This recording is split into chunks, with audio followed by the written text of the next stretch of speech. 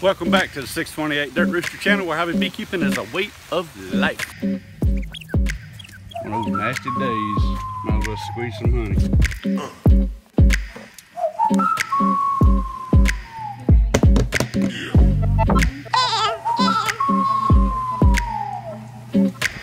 Take these girls outside where they can spread their wings. Heaven forbid I let bees loose in the house. What are we doing? Getting some bees out of a bucket of comb. You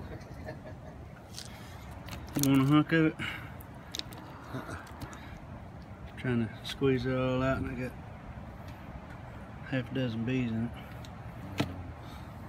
Oh, that's what that screen's for. Now this is comb I cut out.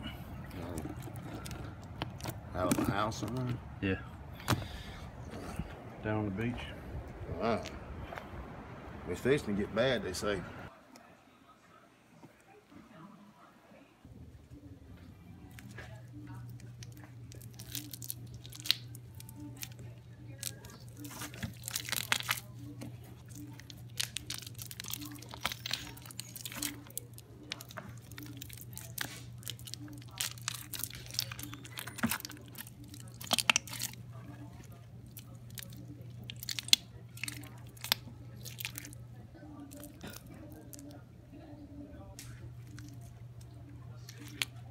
That's a nice, pretty, full piece.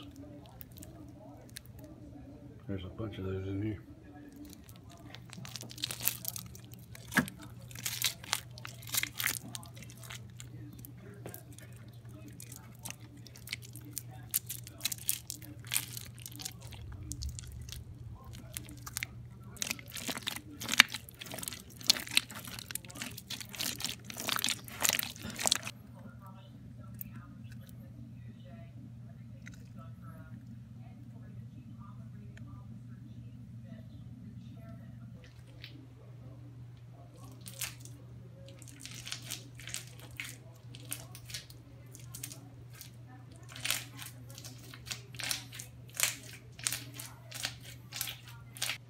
Oh, that's my going out in the rain hat.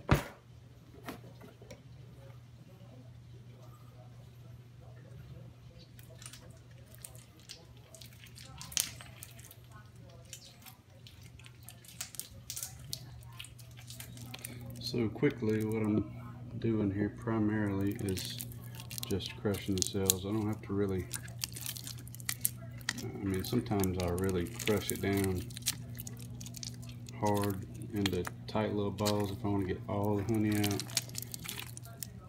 But this has got quite a bit of pollen in it. And not that it's a bad thing, because it's really not, but if you crush it down real hard with a lot of pollen in it, it starts mixing pollen with the honey. And it can make it look a little cloudy if you're trying to save any of it. This here, I'm not too concerned. I'm feeding most of it back. So basically I'm just crushing it all up in a way that it'll drain off of this comb so that I can store it without hive beetles destroying it.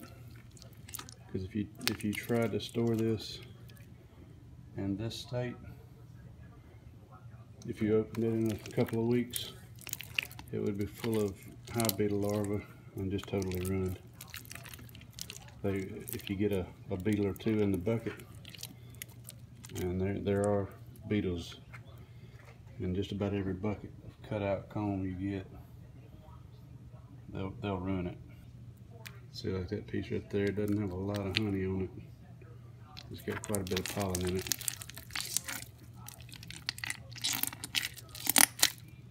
So that's all I'll do with that. So all those pollen cells kind of look damp, wet on top, but they're not. If you break them, they're pretty dry and crumbly underneath. And of course it's pollen, so it's really fine. It's just packed in there tight. Is the only reason it's in these balls.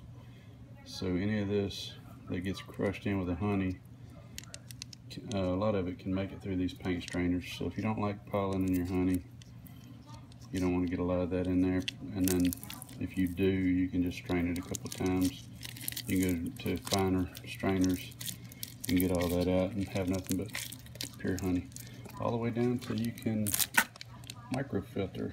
But I don't mind having pollen in my honey. That's one of the healthy parts of the honey, and we benefit from it. So if I'm gonna eat my own honey, I will crush up a whole bunch of pollen in it.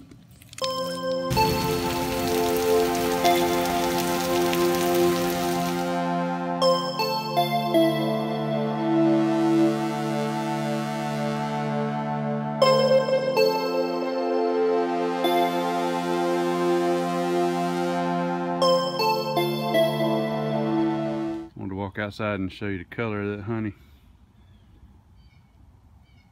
Not for resale. Turn it into pasta sauce. It's pretty dark. Nothing wrong with it, it's just dark honey. It's got a good flavor to it. Good healthy stuff. Alright, let's finish this up. Take all this comb outside. So I'm gonna take 2 hands, it's stuck.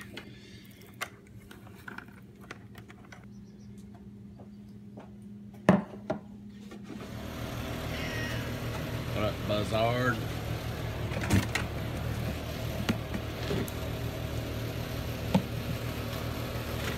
I've just been dumping the squeezings out in a bucket and letting the honeybees, and so far it's mainly been yellow jackets getting to it. Because it's mighty near frigid today, but there's a yellow jacket flying. It's 40, I don't know, let me see what the temperature is. It's funny that the yellow jackets are flying. Honeybees are not flying.